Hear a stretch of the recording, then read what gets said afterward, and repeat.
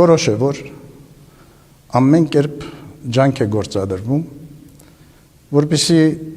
ինչպես ասեցինք, իրենց կամքին ենթարկեցվի եկեղեցին եւ որպեսզի հասնեն իրենց առաջադրած նպատակին հեռացնել հայոց հայրապետին իր պաշտոնից։ Եթե այդ նպատակի իրագործման համար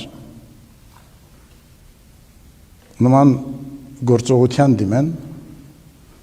ձերբակալեն հայոց հայրապետին, անշուշտ մենք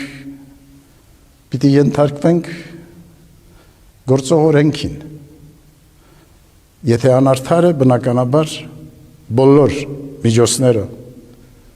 պիտի կիրառենք, որպեսզի արդարությունը հաղթող լինի։ Անարդարությունը գործադրության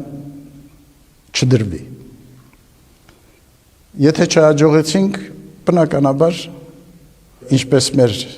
մյուս հոգևորականների պարականը, մենք նույնպես պատրաստ ենք հանձնառությամբ կրելու այդ